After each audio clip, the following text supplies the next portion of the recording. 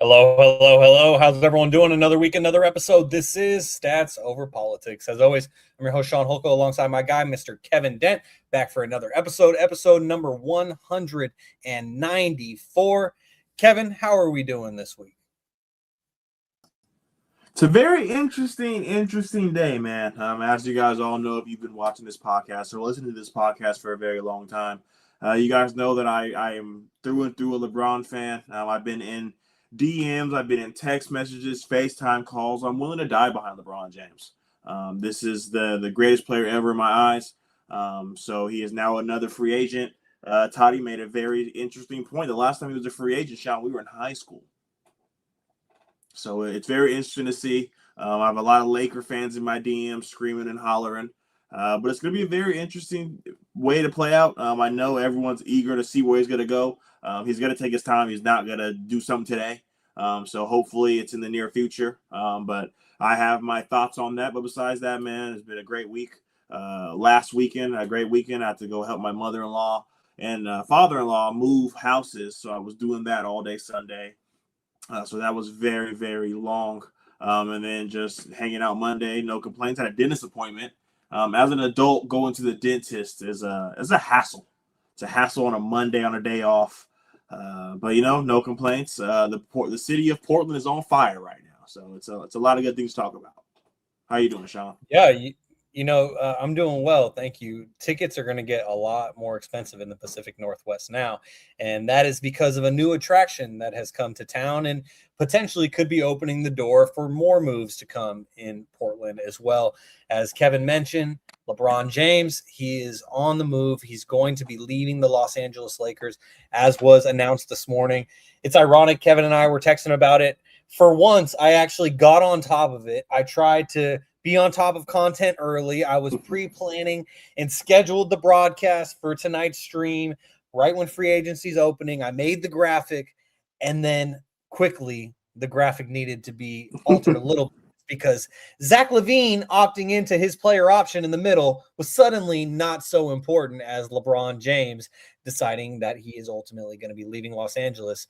So let's get right into it. And I wanted to say shout out to the podfather, Mr. Jaevon Toddy. He's not with us again this week, but he will be back soon, and he will have some exciting news to share when we see Toddy again soon. But until then, he's going to be handling podfather duties. But as Kevin likes to say, we got to bring you that content. The show must go on. It's the hottest part of the summer right now before things cool down a little bit, and then Kevin and I are going to be scratching and clawing for content. And so let's get right into it, Kevin, as here on episode number 194 of Stats Over Politics, the headline of today is that LeBron James has decided he's going to come back for another season. He's going to be back for 2026-27, but he will no longer be in a Lakers uniform as we've known him to be since 2018. And you mentioned the last time that LeBron was not on the Lakers. I mean, it was nearly a decade ago, and I will never forget that day because when the news hit my phone, I just looked down and I saw the Woj alert, and I was just like, what? Like, are you serious? LeBron James is a Laker as a Sacramento Kings fan, born and raised. I was just absolutely disgusted because I've always been on the LeBron side of the MJ LeBron debate. And Kevin, you are much more of a LeBronologist than I am, but I am at least thrilled that the LeBron James era is over in Los Angeles. The only thing that it could get worse is if he stays in California and goes to the Golden State Warriors, which does seem like a possibility. But Kevin, you are our LeBron expert on this podcast. So what was your reaction to the news, and where do you think he goes? This was not shocking. I've been hinting at him going somewhere else. It wasn't going to be a surprise. We kind of saw him hint at it a lot, when the playoffs started. He's telling fans, I got a whole nother thing to go in the tank. They've been kind of using me as a third option. He's never been a third option in his career. I mean, probably his whole life. So it was very interesting to kind of see him play that role and accept that role. But in the playoffs, he won them a first-round series against the Houston Rockets with both Austin Reaves and Luka Doncic injured.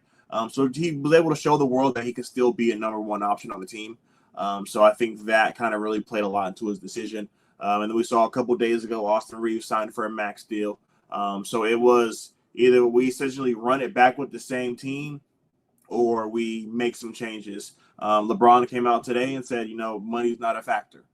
He's not going to want to sit here and make a max contract. He's 41 going on 42 years old. So for him to kind of come out there and say, money's not an option, it makes a lot of things different in the landscape of LeBron James free agency. Now, I'm kind of going on a tangent here, Shaun. There have been a lot of, and Shaun saw it in our group chat this morning. There's a lot of fans saying, thank God it's over. Like, I'm so happy LeBron James is gone. I can finally be a Laker fan again.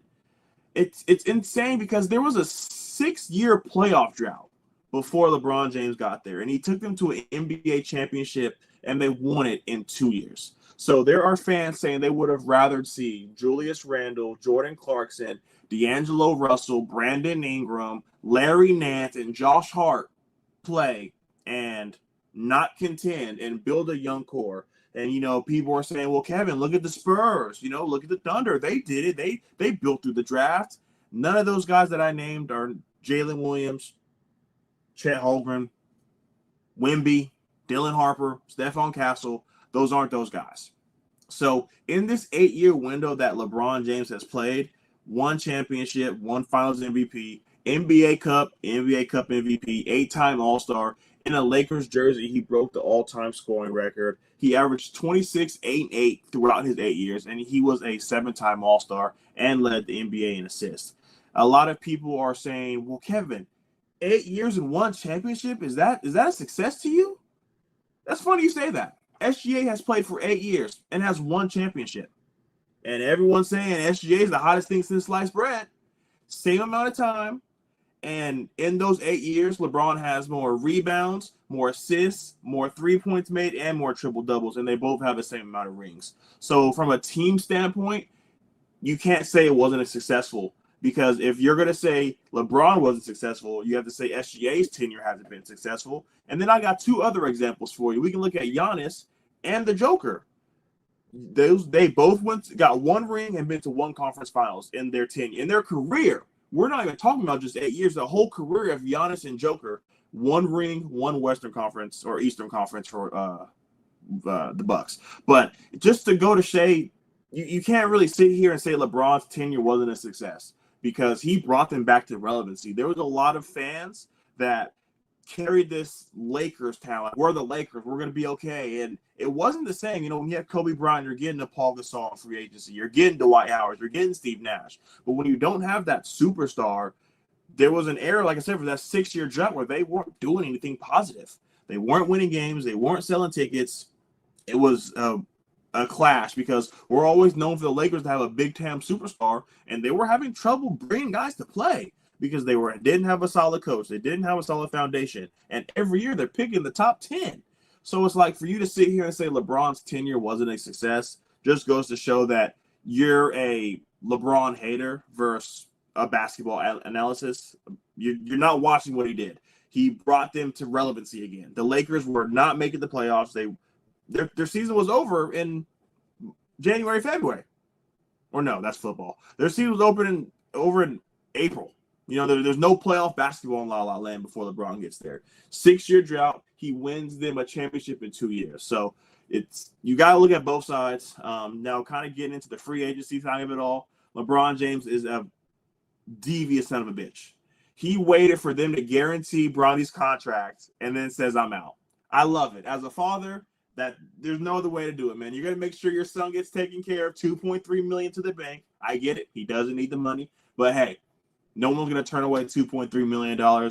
Shams came out today to the top 3 teams interested in LeBron James or in the LeBron James saga will be the Golden State Warriors, like Shaun mentioned, the Cleveland Cavaliers, and the Miami Heat. So things are going to pick up, especially with him, like I said in the beginning, him wanting to take a pay cut. Everyone's interested. If just a little insight to the Stats of our Politics group chat before I swing it to Shaun, our background is him in a Kings jersey, So he's open to everybody but the Lakers. So you never know what can happen. Yeah, that was the most interesting nugget that I found from all of it, is that Rich Paul is letting all the NBA teams know, except for the Lakers, that LeBron is open for business. He wants to hear your pitch. What do you got for him? What are you going to put on the table? LeBron is all ears. While I may think it's extremely unlikely, I still find it to be highly entertaining. And regarding the Stats Over Politics group chat, shout out to Evan because that was Kevin's main antagonist today. But also, I want to get to a couple of these YouTube comments as Uncle Manny's always tuned in. He says, let's go Sack. And our friend Marcus, who was a live viewer of Stats Over Politics once upon a time, he has W's in the chat as well. As he dropped about 8 W's in the chat. So Love it. It's not the same comment that I keep putting on the screen. We appreciate you, Marcus, for engaging. When it comes to Lakers fans and their unappreciation for LeBron James, that's something that I have always been dumbfounded by the entire time. And maybe it's because I'm a Sacramento Kings fan and I'm just like, if you told me that anyone, not just LeBron James, but anyone came to my franchise and led them to one championship in 8 years, I would build him a statue. But it's different in Los Angeles.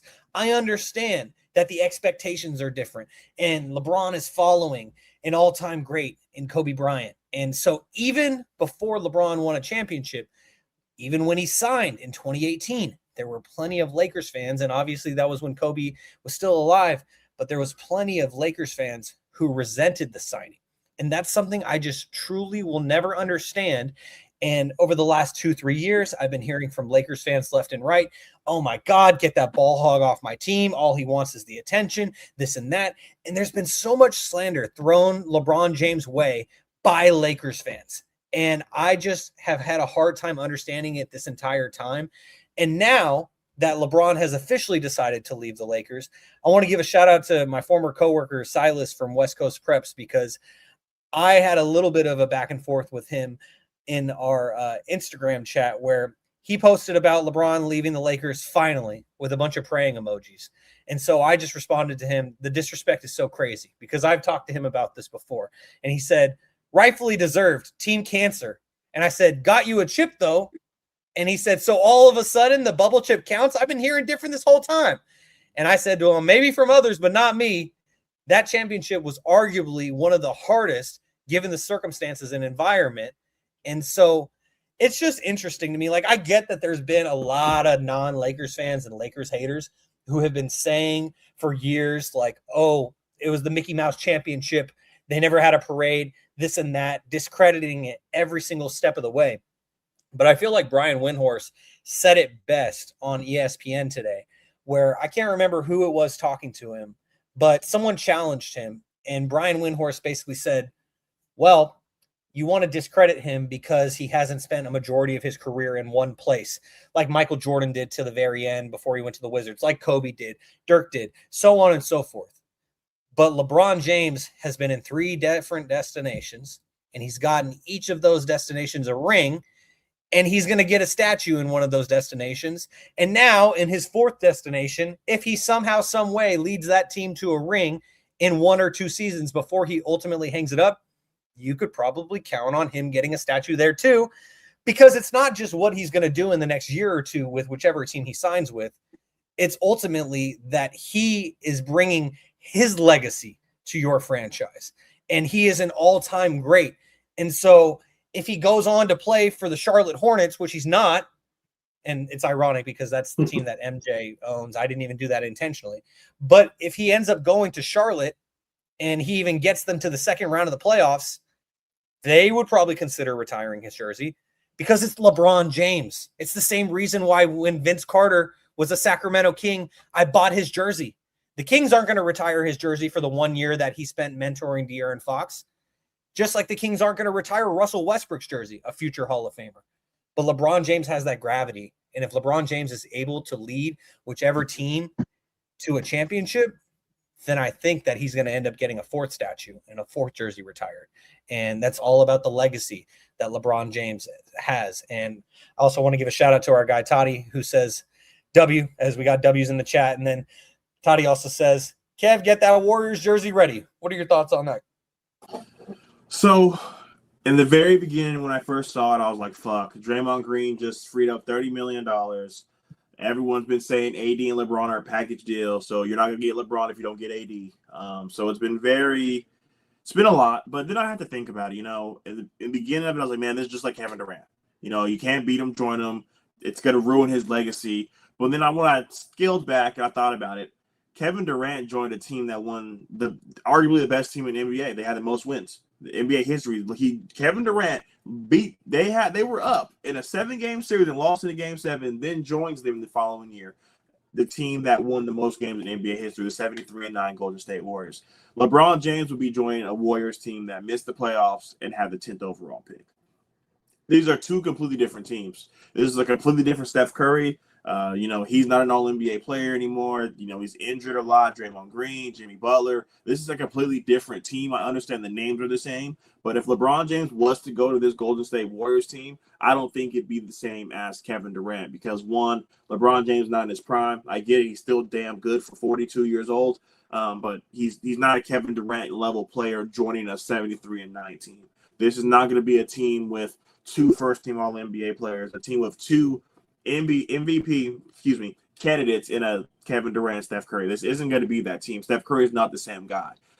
So it'll be a different dynamic. I told the guys, unfortunately, I'll get a jersey because I have every other LeBron jersey since high school. But when I get my man cave that I'm hoping for, I will damn sure not hang it on my wall. Unless he wins a ring. If he can win a ring and another Finals MVP, I'm through the roof. But I just don't know how the legacy talks are going to go with him in Golden State. I think it's safe to say no matter where he ends up signing now for the twilight of his career, that he will not be primarily known for that destination, understandably so, because he's going to spend the least amount of time there collectively. But when you look at LeBron's stats over the course of each stop that he's been at, and obviously the Cavs tenure is combined from twice over, but with the Cavs, he averaged 27-7-7. The Heat, 27-8-7, and the Lakers, 26-8-8. It'll be interesting to see how many points he averages now in his 40s and where it ultimately will be. Kevin, I think it's safe to say LeBron James, when he retires one day, he'll be remembered as a Cleveland Cavalier. Would you say that's correct? Because that's how I feel. I mean, when you look at it, it's like a Peyton Manning. We want to sit here and say Peyton Manning is going to be remembered as a Colt, but the way that he was left out, they kicked him to the curb, they got another replacement for him, so it was kind of tarnished. Then he went to the Broncos and did what he did. Dan Gilbert was pissing on LeBron's name when he left the first time, burning jerseys, but then they're all want to welcome back with open arms. I think LeBron James is going to be known as LeBron James because, like you said, he's gone 3 different places, won rings on all different stops. Finals MVP, the only player in NBA history to do that. But if I had to pick one place, obviously it'd be Cleveland. That's where he's from, being the hometown hero, being able to give them a victory. But I mean, at every different stop, he's had a Hall of Fame career. So it's going to be interesting to kind of see how the outlook people remember him as. It's probably be a Cleveland Cavalier, but as a LeBron fan, he's just going to be LeBron James. Like, he's played at different spots. You can go to any of these 3 arenas, and you're going to see a 23 jersey hanging up in the Raptors. So his legacy just doesn't end and start in Cleveland for me. That's fair. And the only way that I think that changes my opinion is if he ends up going back to Miami right now, because as you mentioned at the top, it seems like the 3 big possibilities is either a return to Miami or Cleveland or teaming up with Steph and co in Golden State in San Francisco. So that'll be really interesting, but that's where I think he should go now. Is I would love to see LeBron go back to South Beach, team up with Giannis, as well as Andrew Wiggins, as well as Norman Powell, and of course, Mr. 83, Bam Adebayo. That's where I would love to see LeBron, because while it would be cool to see Steph and LeBron run back what we saw in the Olympics, I feel like LeBron's best chance to win a championship is if he goes to Miami and he joins Giannis. Kevin, do you think that the Warriors is ultimately his best chance to win a championship, or is it elsewhere? I mean, no, because we've seen Steph kind of have these injuries lingering on. And I don't know if Steph and LeBron is enough to get past, a OKC Thunder, a Minnesota Timberwolves, a San Antonio Spurs. I would Jimmy love. Butler. I mean, yeah, but is it going to be the same? Yeah, that's the biggest question. At such an old age, having that kind of injury, it's going to be hard to bounce back. There's not a lot of proof in the pudding that players can come back from that. But it's going to be interesting, man. I would love to see him go back to Cleveland. I would love for the Cavs to make a move for like a Jaylen Brown and fill up that 4 spot for LeBron. Send Evan Mobley to Celtics and say, LeBron James, look at us. You want to win. We'll bring back James Harden. So it's going to be James Harden, Jaylen Brown, Donovan Mitchell, Jarrett Allen, and LeBron James. That team is arguably the best team in the East. Because you can put LeBron in that third role again. LeBron doesn't have to come and be the savior. You have Jaylen Brown, who's going to come in and tear up any team he plays for because of the things that the Boston Celtics basically kicked him when he's down. He just led him to a first-round playoffs. I understand they can't give him a 3-1 lead, but they wouldn't be in that situation if it wasn't for second-team All-NBA Jaylen Brown. Donovan Mitchell's going to be ready to play, James Harden. So I feel like wherever he goes is going to stack the decks, but out of those 3 teams, I would love to see him go back to Cleveland. All right, well, we'll have to wait and see, and that we'll continue to talk about it and update you all here on Stats Over Politics as we continue here on episode 194. Sean Holko alongside Kevin Dent. Well, I thought the big news that we were going to talk about was not 1, not 2, not 3, actually 3 major all-star trades within the last week in the NBA, but yet the king, the greatest of all time, he takes precedent. He goes first, even though we don't even know where he's going yet. Just the news of LeBron James. And LeBron has always been this way, like putting it out piece by piece. He's not just saying, I'm leaving the Lakers, I'm signing with the Warriors. It's like, all right, I'm going to let you know that I'm leaving. And then we're going to wait a week or 2. And then you're going to find out where I'm going next. Just like he was saying in May, I don't have any answers for you right now. You will get that information when I know that information. But as Brian Windhorst also pointed out, it seems like the Warriors are the only ones truly in the know about this LeBron, or they're trying to plan ahead for it, given the fact that Draymond took that pay cut and opted out, and just how they're trying to maneuver things around. The fact that LeBron's not taking the highest salary, because that's the only way it would work in Golden State, is if he took that mid-level exception, which is really interesting. But again, we will have to wait and see as we continue things here on episode 194 of Stats Over Politics. Want to get to a couple YouTube comments, as Smooth, a.k.a. Kevin Sr., says he will always be a Cav. And at Flyboys says W's in the chat. We appreciate all of you for engaging. And now, Kevin, let's get to not 1, not 2, but 3 major all-star trades that have happened in the NBA over the last week. Starting things off with the Charlotte Hornets trading LaMelo Ball to the Timberwolves. So now we have the 2 of the top 3 picks from the 2020 NBA draft teaming up one side another. And to be honest, I was pretty shocked by this news. It didn't really have many rumors behind it. Like we ultimately saw today, Kawhi Leonard got traded back to Toronto. We saw plenty of rumors about that. We knew Ja Morant was on the trade block with Memphis. It was just a matter of what Memphis could trade for him and how they could get rid of him. But this trade kind of came out of left field, in my opinion, especially given the fact that the Charlotte Hornets just had a resurgent season, and this was the first season with LaMelo Ball since he was drafted in 2020 that they actually seemed like they were making progress into at least becoming a playoff contender, and yet they blow it up. So, Kevin, what was your reaction? Because mine was pretty shocked, and the way that I found this out is that I think I woke up, it was like Tuesday morning of last week, and I put on Pat McAfee on ESPN, and I just saw it on the ticker on the bottom because they had already finished talking about it. And I just saw it on the ticker and I was like, are my eyes deceiving me? Like, that's crazy. So what was your reaction and how do you think it turns out ultimately? I was shocked. As everyone knows, like I said at the beginning, if you've been watching this show, at least just for this NBA portion of the year, I've been screaming the Hornets from the rooftops. I've been all in on this team. I've been a LaMelo Ball fan since day one. For him to have his second most games played in his career, 72 games. It's the second most since his rookie year or his second year where he played 75 games. His trade value has kind of plummeted. Second year, he was an all-star with injuries, ankle injuries. So he hasn't been able to play.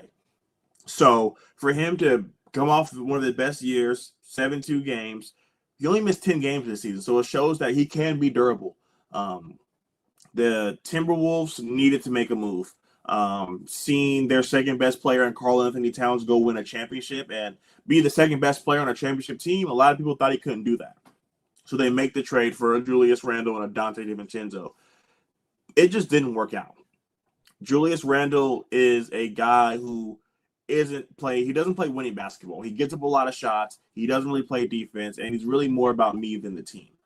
So I didn't think that was going to work out at all. But I guarantee, give it up. They did go to another WCF with both Cat and Randall, so that the pieces worked. I'm willing to give more credit to Anthony Edwards than I am the team.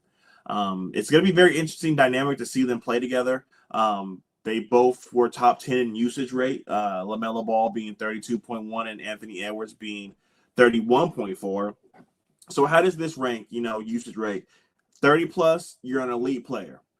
24 to 29, you're a co-star, and 24 and down, you're a role player. So they both were top 10 in usage rate. This is the first time since 2016, 2017, we've seen two top 10 usage players play alongside each other the next year. The last time we've seen this, it led in a championship in Kevin Durant and Steph Curry in Golden State. So it can work. It really can work because we've seen the Timberwolves struggle when Anthony Edwards has become a more ball dominant guy. He shot 49% on catch and shoot threes. LaMelo Ball is going to get him those balls, to get him those catch and shoot threes, to give him easier looks.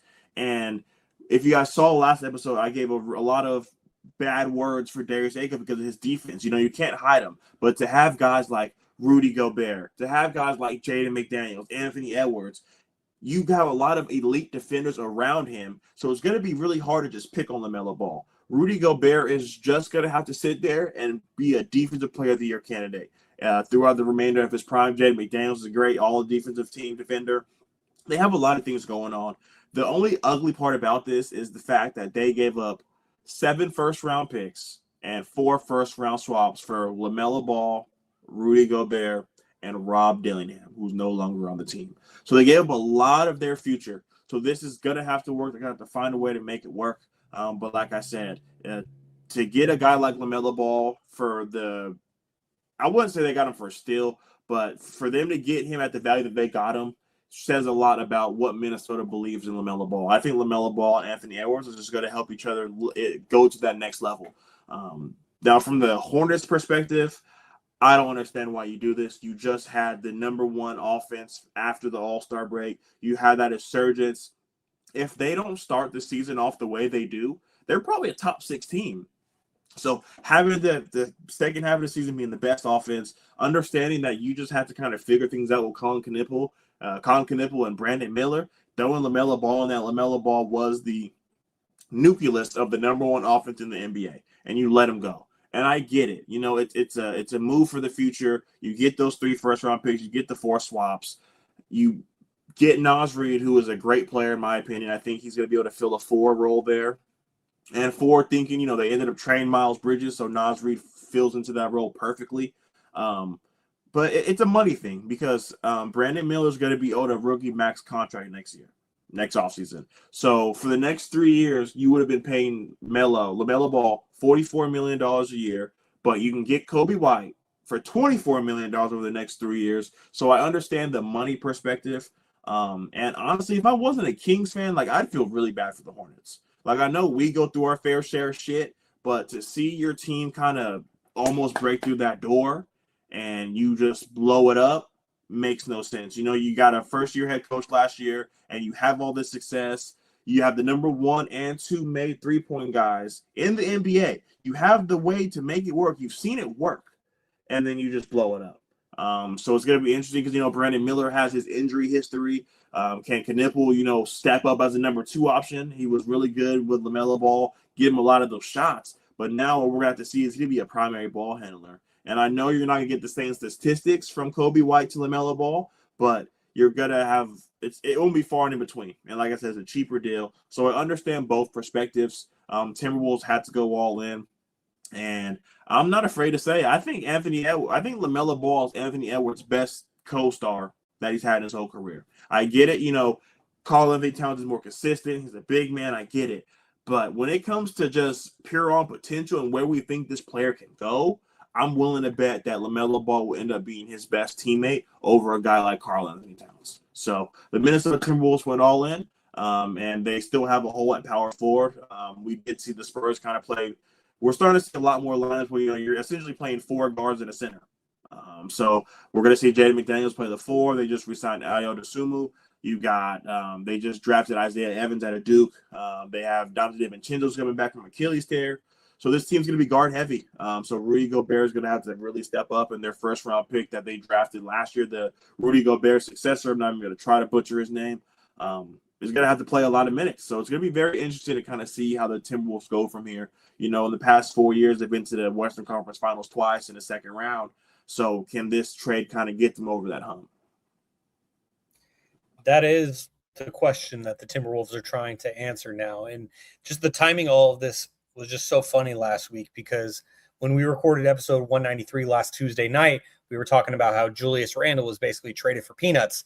And then there was reports immediately after that trade how Naz Reid is now expected to start with Minnesota. And Naz Reid finally got to elevate after being Sixth Man of the Year candidate, only to be included in this deal. And it was basically like a never mind to all those reports. Life comes at you quick.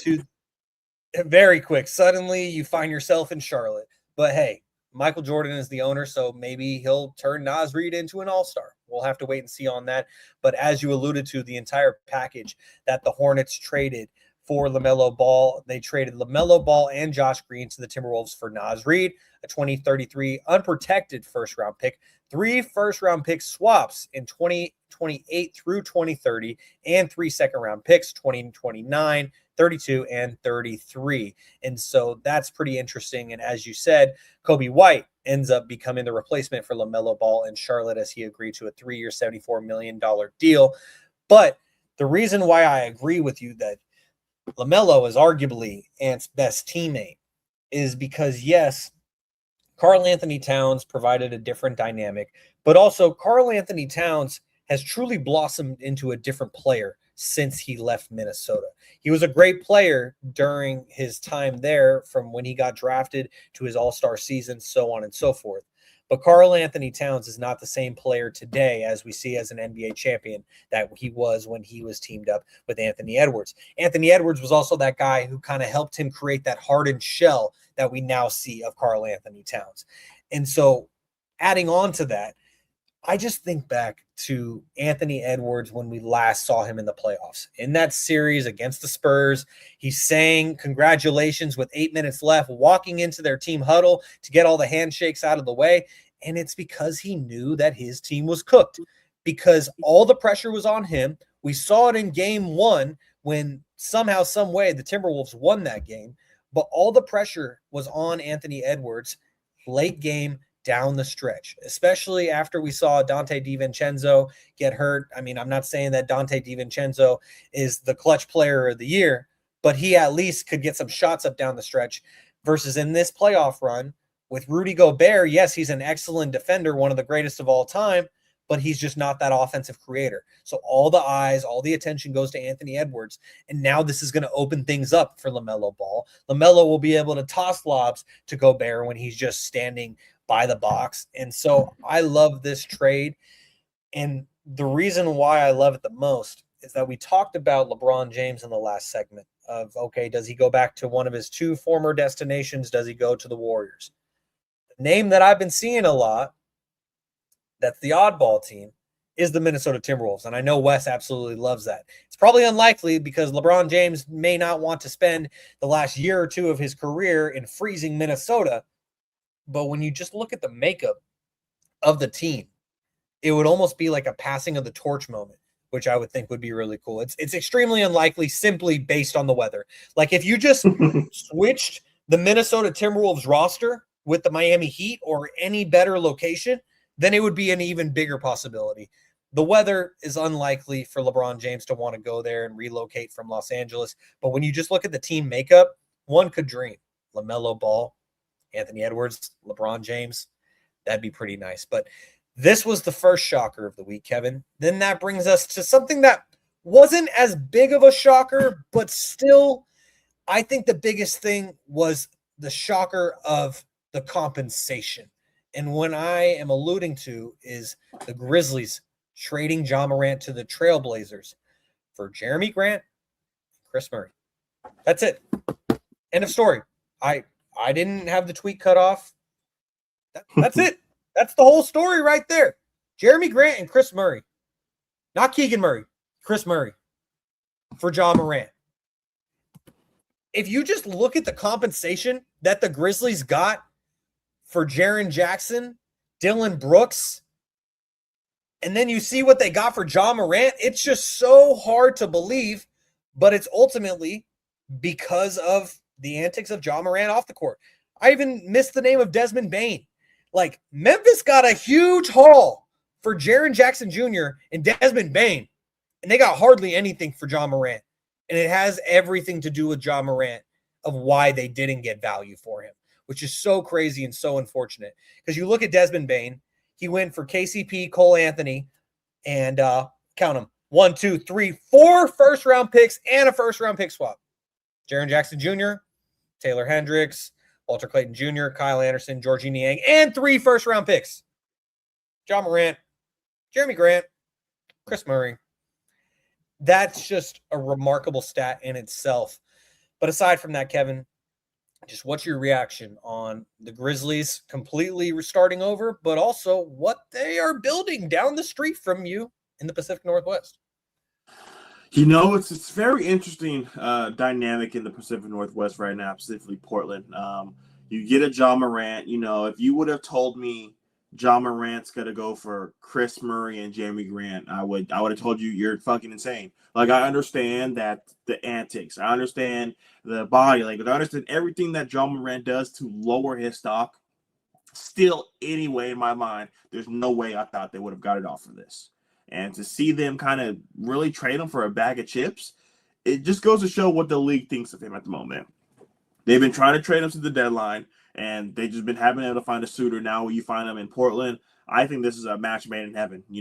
26-year-old, career high games. He's only been 67 since his rookie year. In the past 3 years, he's only played 79 games. So injuries is a huge thing to look at. In his third season, he shot 34% from three. And over the next 4 years, it was 31, 28, 31, and 26. So that three-point shot has really just kind of been up and down and not very consistent. And his makes in the restricted areas have just only continued to dwindle down. So, with a guy like him, you think of a Derrick Rose, when they lose their athleticism, what do they bring to the table?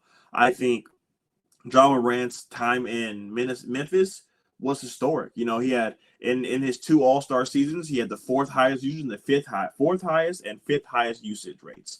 Finished in 7th and 12th in MVP votes.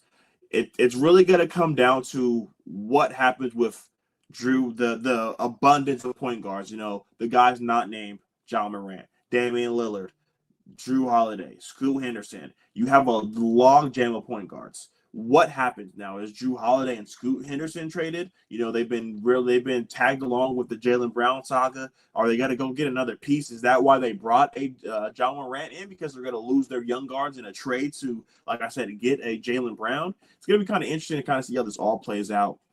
But Ja Morant is not a secondary player. He's only successful. Well, we've seen in his careers when he is successful, he has a very high usage rate and he has the ball in his hands. Damian Lillard is arguably a top, 5 shooter, maybe 4 in NBA history. So to have an off-ball guy like that coming off that Achilles injury, playing Dame off the ball might not be the worst thing ever. I understand, we've seen the 2 small point guards play in Portland, and it wasn't able to get over the hump in a CJ McCollum and a Damian Lillard. But this team around a Denny Avdia, they just re-signed Robert Williams, Donovan Clingan, Shaden Sharp. After all the things that the Blazers went through the first 3 games of the season, losing your coach to a gambling, and to have Thiago Splitter come in here and lead this team to a playoffs, yes, I get it. You play the San Antonio Spurs, but you got a game when no one thought you were going to get one. So this team building off of last year, Denny Avdia being all-star, Ja Morant, Donovan Clingan, you really hoping he can take that next step in his career, and you're hoping that you can just get 75% of Damian Lillard. He doesn't have to come in and be all-NBA, all-star Damian Lillard. If he can just come in and be 75% of what he has been, this team's going to be very good. And we talked about it last week about how a lot of teams in the West, have question marks because we don't know what's going to change. A lot of things are going to change not only within free agency, but with trades. Are the Nuggets going to be the same? What do the Clippers look like? Are the Lakers going to be another playing team? What do the Rockets look like? There's a lot of change from 3 down. The Timberwolves, what the Timberwolves going to look like. We understand that the Oklahoma City Thunder and the San Antonio Spurs would be 1 and 2, whether the Spurs are 1 and the Thunder are 2 or flip flop. We understand that those two teams are going to be the best two teams. But throughout the Western Conference, there's a lot of holes. Or the Warriors are going to be bad again. There's a lot of ways that the West can continue to kind of flip flop. So the West is wide open in my opinion. Well, let me not say wide open. 3 to 8 is wide open. So the Portland Trailblazers can make a lot of noise. They've arguably got one of the best assistant coaches in the NBA and now be a head coach. So to see what he can bring to the team, Shaun mentioned him towards the tail end of our episode last week. So there's a lot of changes in Portland. I think Ja Morant needed a change of scenery. We've seen a lot of guys get that change of scenery and really elevate their career. Steve Nash left Dallas and became a 2-time MVP. Chauncey Billups left his original team, went to the Pistons, became a Finals MVP. We see this a lot.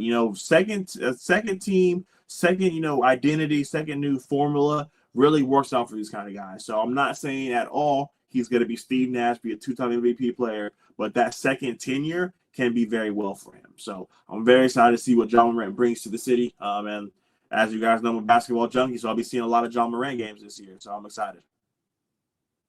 Yeah, and as you said at the top, Kevin, Ja Morant had a historic career with the Memphis Grizzlies, no matter how it ultimately came to an end. You look at the stats, he's arguably a top 3 Grizzly of all time, if not the best Memphis Grizzly of all time, because he ranks first in points per game, playoffs points per game, playoff assists per game, triple doubles and playoff triple doubles, and then he ranks second in assists per game in franchise history. So he's one of the greatest players to ever play in Tennessee. That's without a doubt. It's just really a shame how it all came to an end, and the fact that we complain a lot about the De'Aaron Fox trade here in Sacramento, but imagine if De'Aaron Fox's value got to the level of Ja Morant. And De'Aaron Fox is a model citizen compared to Ja Morant. But still, like, we bitch and moan all the time about the fact that the Kings got back Zach LaVine and pieces, but no slight to Chris Murray and Jeremy Grant. I just never thought that would be the compensation for Ja Morant. But as Toddy likes to call him, he's the dangler. So you gotta basically take the good with the bad. And I mentioned where Ja ranks all time as a Memphis Grizzly, but this is a stat I would have used for a pop quiz this week. Toddy's not here, so we're gonna keep pop quiz shelved for a couple weeks till we get the whole squad back. But this is the stat I would have tested you guys on. It's only 3 players in NBA history have played 6+ seasons, averaged at least 20 points per game, while playing fewer than 350 games.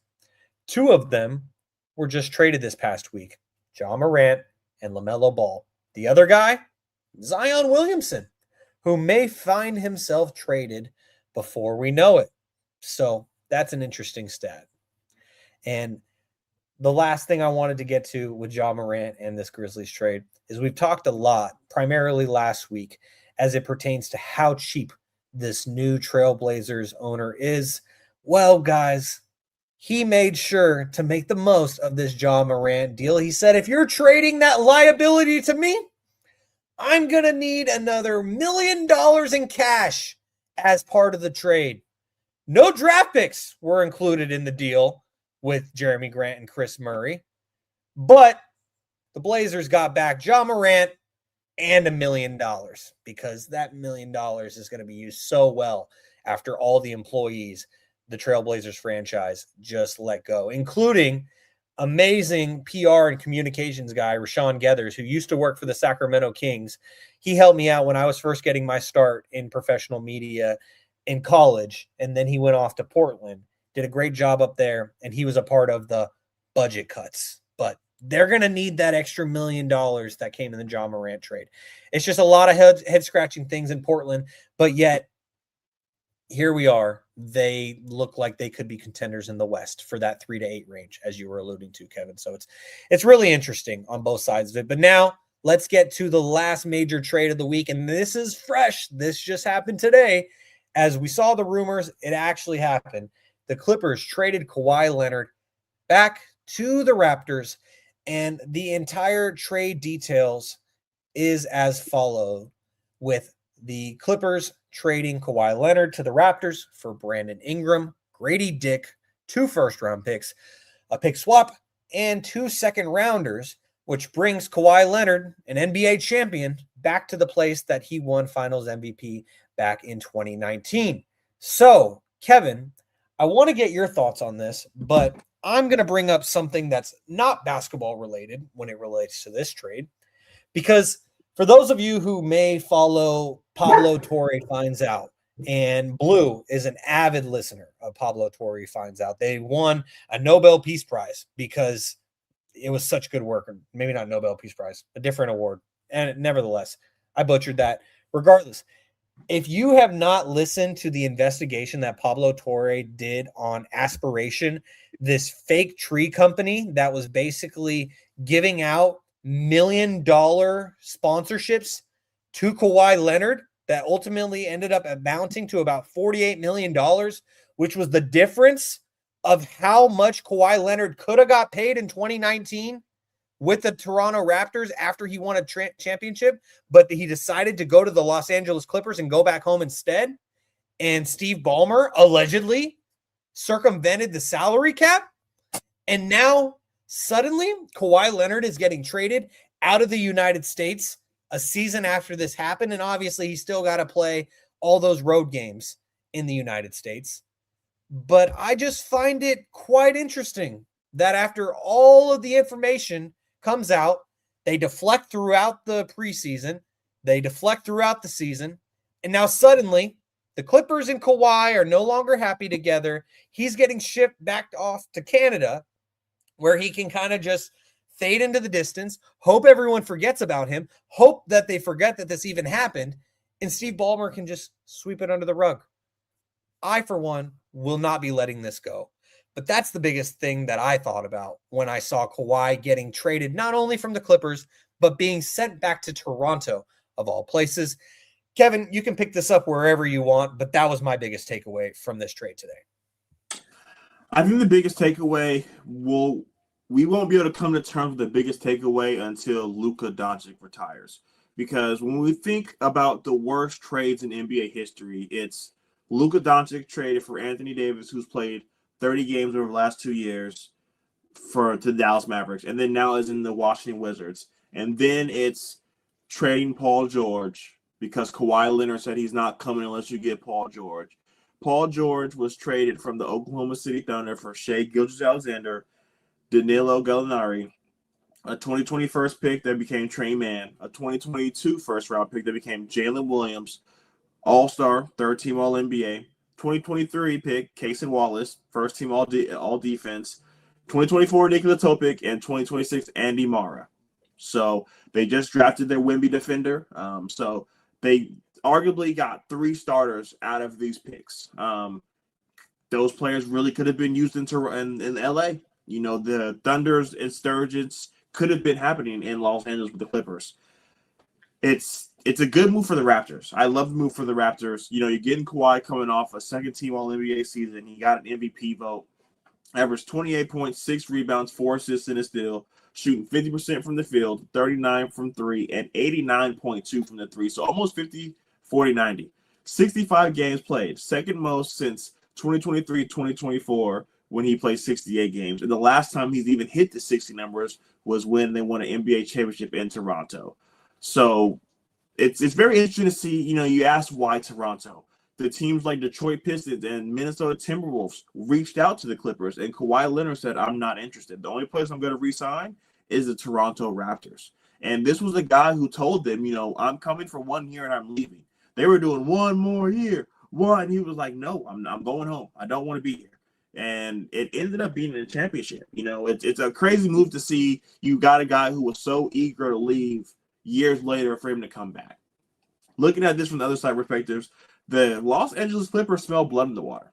They understand that LeBron James is gone. What are the Lakers going to be? Let's do the best that we can to build a team that's not only good during the Luka Doncic era, that will be good after Luka is no longer a Laker. You get Darius Garland last year, 26 years old. You draft Keaton Waddle at Illinois. So you got Benedict Mathurin, who 2 years ago had enormous impact in the finals for the Indiana Pacers. You bring in Brandon Ingram. You get Grady Dick, who was a lottery pick 3 years ago. So you're getting a lot of youth on this team.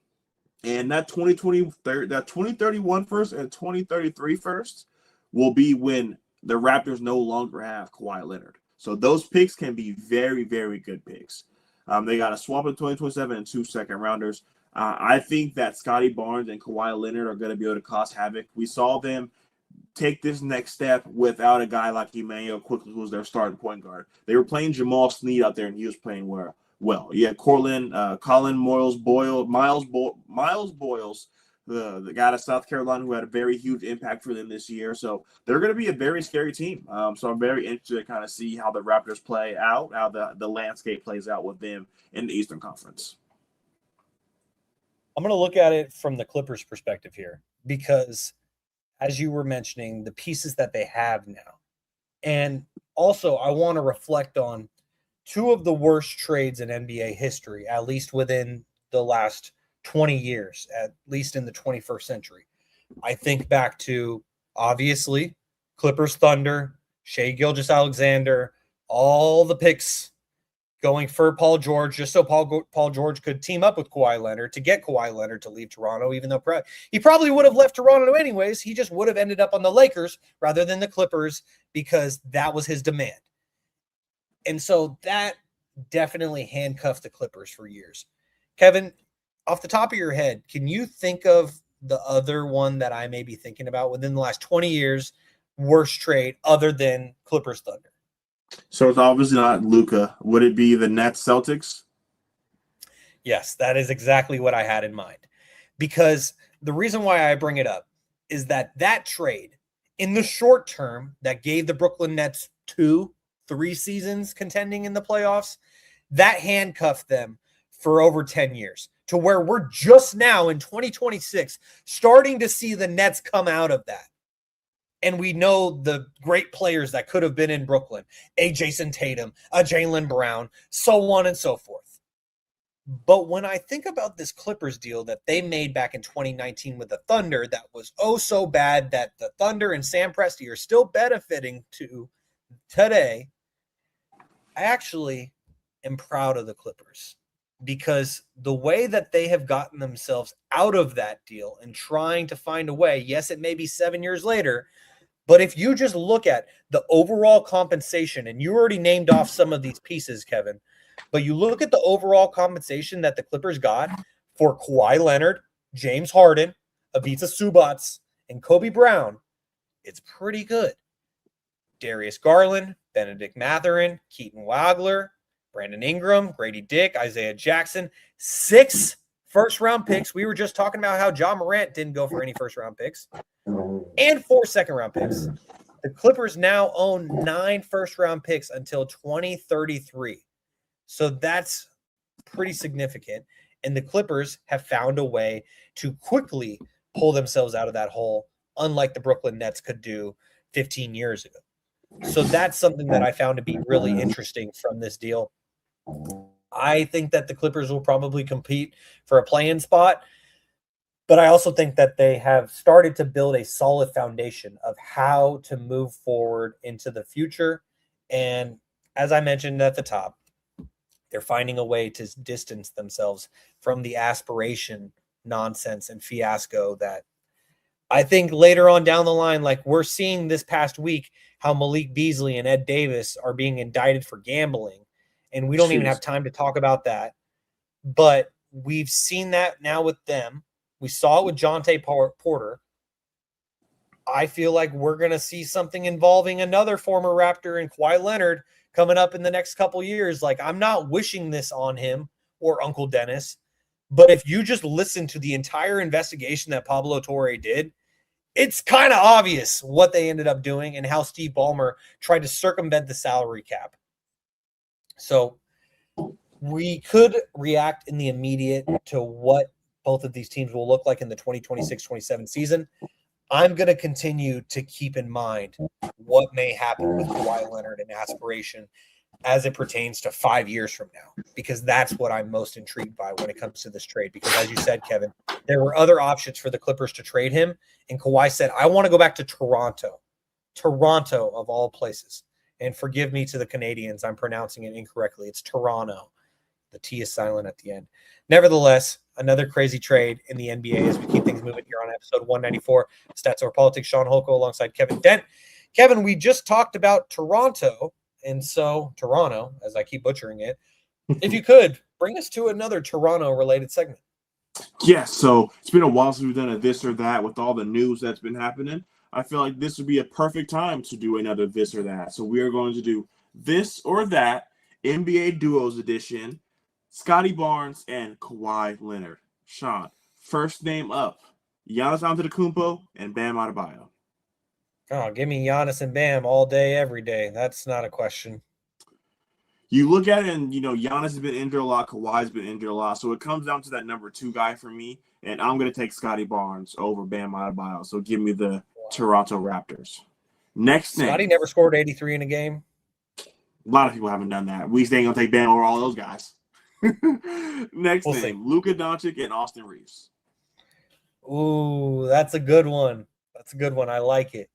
Austin just got paid. Luka, I mean, if we're going to talk about health, Luka factors right in right there, as well as Austin Reaves.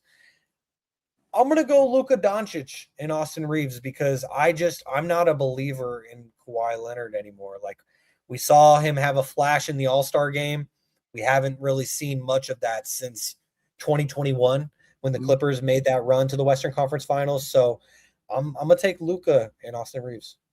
Coming off All NBA season, I'm going to go with the Toronto Raptors again over the Lakers. Next name, Damian Lillard and Ja Morant. I'm going to go with Scottie Barnes and Kawhi Leonard on this one. Ja Morant, I just need to see him back on the court, prove it again. And Damian Lillard, kind of similar scenario coming off injury. So I'm going to go with Scottie and Kawhi.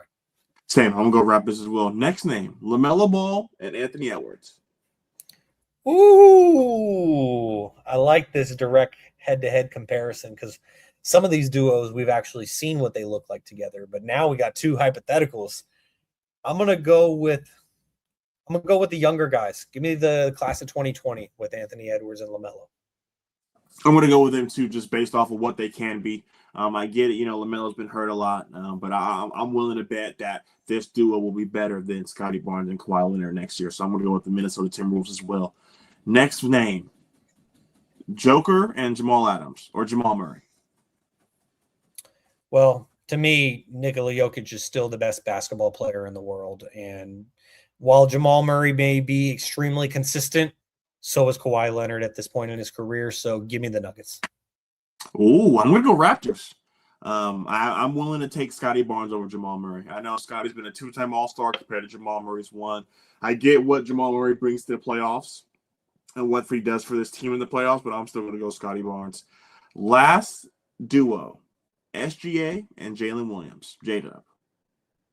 I mean, SGA reigning back-to-back MVP, but I just haven't seen enough consistency from J-Dub to be able to really say, because like if we're just doing head-to-head, who's the best player, I'm taking SGA, but then it's going to go Scottie, it's going to go Kawhi, and then it's going to go J-Dub. So give me the Raptors here.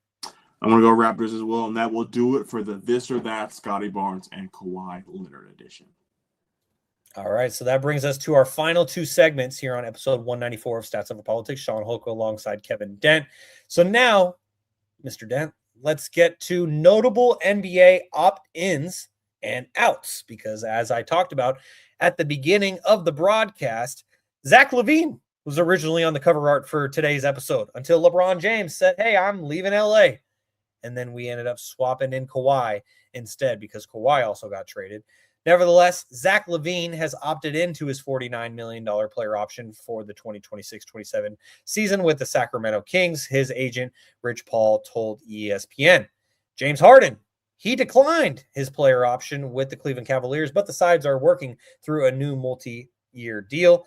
Isaiah Hartenstein intended to sign a new 3-year contract to return to the Thunder through 2028-29, bringing his total earnings with the franchise at 5 years, $134 million guaranteed. As we also alluded to in the very first segment with LeBron James, Draymond Green declined his $27.7 million player option to become a free agent, which did allow flexibility for a potential LeBron James and Anthony Davis acquisitions. LeBron's former teammate, DeAndre Ayton, he opted into an $8.1 million player option for the upcoming season with the Los Angeles Lakers. Andrew Wiggins is returning to the Heat on 3-year, $64 million contract, as well as Jonathan Kuminga declined his $24.3 million team option. Sacramento, we still want you. Just saying. Kristaps Porzingis, he agreed to a 2-year, $40 million contract with the Warriors. And finally, this is the big news of episode 194 of Stats Over Politics. Close personal friend of the podcast, Mr. Keon Ellis, agreed to a 2-year, $18 million guaranteed deal with the Brooklyn Nets as he moves on from the Cleveland Cavaliers, which he was traded to from Sacramento. And he now reunites with Jordi Fernandez, former assistant coach of the Sacramento Kings. So I am happy for Keon, who I took the same flight to Cabo with. Nevertheless, Kevin, that's a lot of news. What was your biggest standouts when it came to NBA opt-ins and opt-outs? I think you missed a couple that I think really will kind of change the landscape. I don't know if you mentioned James Harden declining his option. Yes, I did. You did? Okay, yeah. So James Harden just not opting into his and really taking that step back and doing whatever the team needs to get better. It's from James Harden's standpoint, knowing what James Harden is. I know you see the tweets all the time. Would you rather be Robert Horry or James Harden? So for a guy to make all that money to finally say, I want to win, I want to do whatever it takes. And another big thing for me was Bradley Beal. I don't know if there's ever going to be another deal for him, to opt out at $8.6 million. I don't know what Bradley Beal is. They took a chance on him and he didn't play all season. So it's going to be very interesting to kind of see where Bradley Beal goes with this. Fred VanVleet accepting his option coming off an injury. We really saw that his point guard needs were missed for the Houston Rockets this season, so it's going to be very interesting. And then lastly, Andrew Wiggins. We talked about last episode, where the Heat go, who are they going to bring in. They signed Tim Hardaway Jr. today. So for them to get Tim Hardaway Jr. and Andrew Wiggins on the same day just goes to show that they're going to really try to build 3-and-D players around Giannis and Bam. So those are the ones that have really stood out to me. And also some other news as we get to our final segment here, as that at Clippers 1432 says on YouTube, bogey to the Rockets. Former Sacramento King Bogdan Bogdanović is leaving the Clippers and he's heading to the Rockets on a 1-year deal for his 10th year in the NBA. And I'm happy for Bogey, man. Like, I always loved him as a Sacramento King, and to see him still in the league to this day, I'm happy for him. You look at Cleveland, Philadelphia signed former Cleveland Cavalier Dean Wade to a 4-year, $39 million deal. And so that's an interesting piece to sprinkle in there, as well as Zach Collins agreeing to a 2-year contract worth $17 million with the Chicago Bulls. And finally, Luke Kennard, he agreed to a 2-year, $13 million deal with the Phoenix Suns with a player option to leave the Los Angeles Lakers. And so we got plenty of news still coming our way. That's the biggest news that we have reacted to today, with LeBron James announcing that he's going to leave the Lakers. We don't know where he's going yet. We'll talk about that on episode 195 of Stats Over Politics. 3 huge trades involving former All-Stars. Will there be a 4th or 5th? Probably by the time that we talk to you all next week. But we will continue to update you and to give our live instant reaction to all of this news throughout NBA free agency. Kevin, any final thoughts here on episode 194? No, man, it's going to be interesting to kind of see how it all plays out, like you said. Just continue to keep following us. You never know. We might go live on another Tuesday. Going these past 2 Tuesdays have very much benefited us. So last week with the draft and this week with all the NBA free agency stuff. So just keep a lookout for us. You never know when we can go live. Whenever the big news does the next domino falls, we're going to do our best to give you guys that content as soon as possible. How could I leave out the biggest news of today, which wasn't Keon Ellis? It was actually Precious Achiuwa agreeing. agreeing to a two. It popped up in my head at the very end. Like when we mentioned the draft, it made me think about the Kings. And then I was like, oh, yeah, Precious Achiuwa agreed to a 2-year, $11.5 million deal with the Sacramento Kings, according to Chris Haynes. And so, hey, Kevin may not be too happy about it because he wants that $12 million to go to Jonathan Kuminga. But maybe we got enough money for the both of them. We'll have to wait and see, and we will find out, hopefully, by next week's episode of Stats Over Politics. And hopefully, the Podfather is able to rejoin us next week. If not, we will keep things going, and we will keep pushing out that content as we appreciate you all for tuning in. Make sure to give us a like on YouTube. It helps us a lot. And if you enjoy the podcast, hit subscribe to get notifications when we go live. You can follow us on Instagram and TikTok at Stats Over Politics and on X at Stats or Politics. Make sure to subscribe, rate, and review on all podcast platforms. And if you're enjoying the show, give us those 5 stars. We'd really appreciate it. As you guys have been tuned in to episode number 194 of Stats Over Politics. For the squad, Jaevon, Toddy, Kevin Dent, Keith Joganatis, Alex Dent, Kaz Johnson, and Gary Singh. I've been your host, Sean Holko. Thank you for tuning in, and we will see you next week on another episode of Stats Over Politics.